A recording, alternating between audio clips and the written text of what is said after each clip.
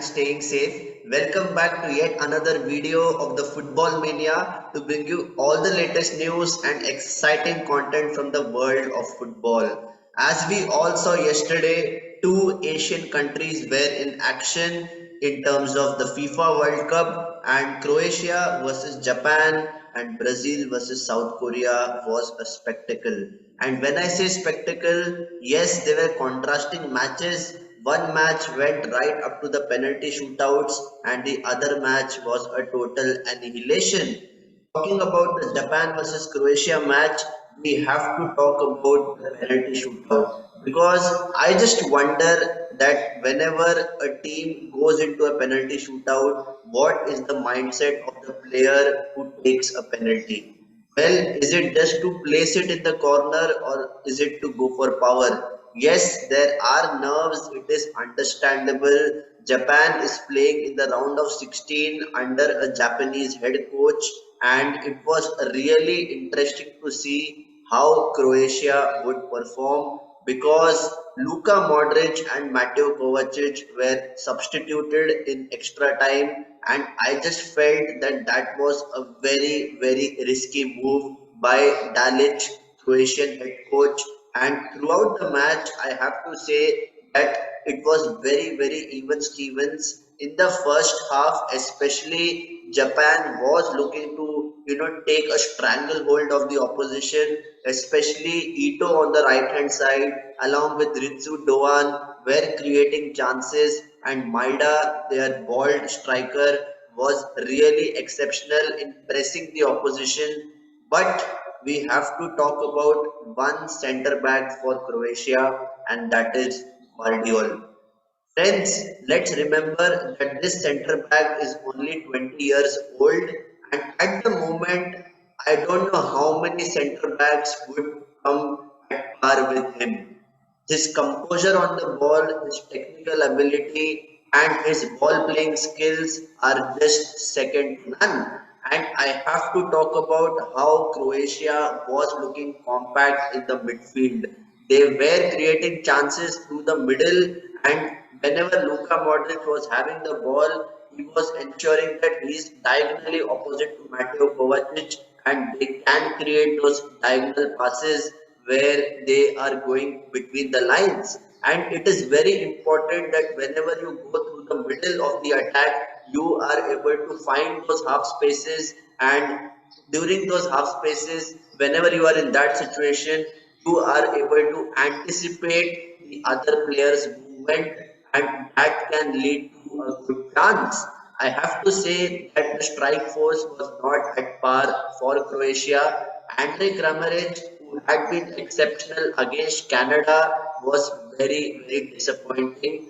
But we also have to give credit to the Japanese defense because Yoshida, their captain, along with Nagatomo, their left back, have an incredible partnership. I felt that they were quite vulnerable or exposed in the right side where Arsenal sent right back Takehiro Tomiyasu was fielded. And this was yet another brave move by Moriyasu because Sakai has been playing in that right back position. And for this match, he went with Tomiyasu, who was having his first start in the World Cup. And obviously, there will be nerves, there will be a lot of pressure on your shoulders, and it is all about how you cope with the situation.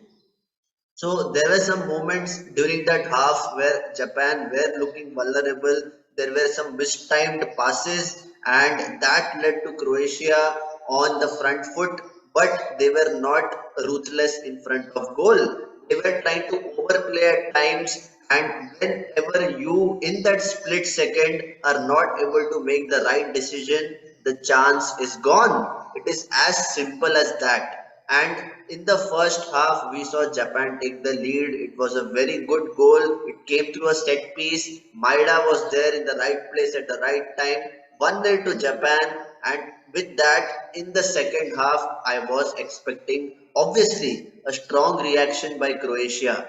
This is a Croatian team who has been relying on experience, and most of their players are on the wrong side of 30. And talking about Luka Modric's impact on this game, He was trying to dictate the terms in the midfield, and Dalic made a lot of key substitutions. However, Perisic is one such player for Croatia who has been very, very lethal whenever he gets the opportunity.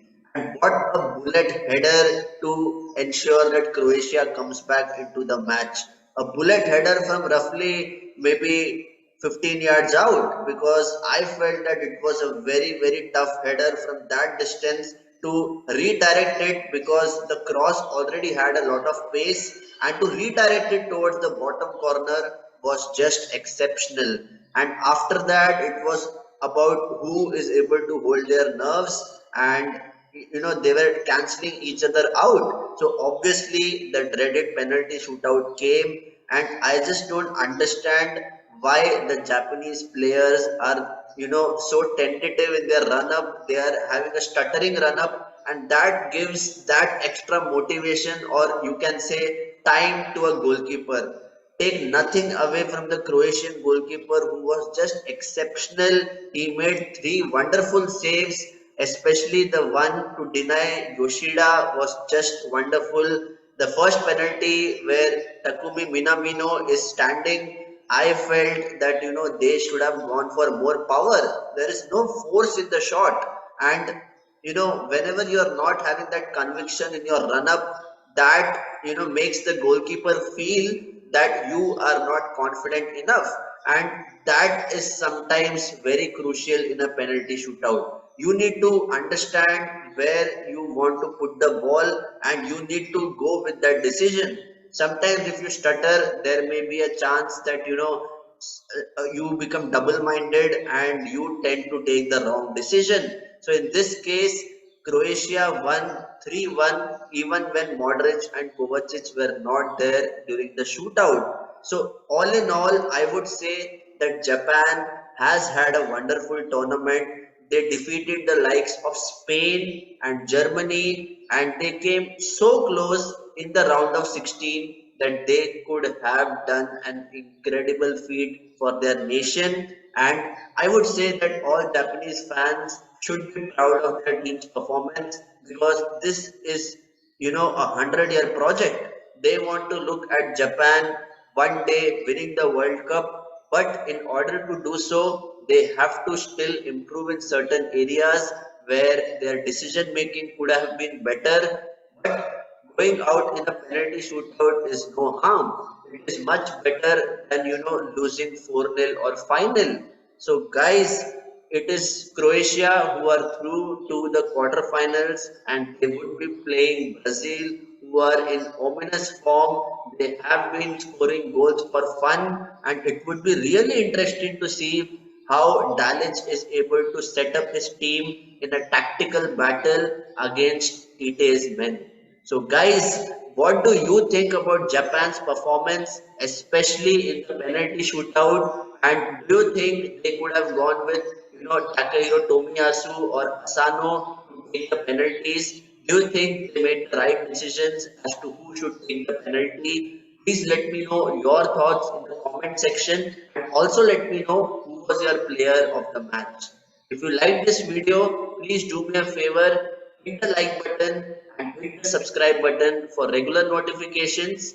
And until next time, stay safe and take care.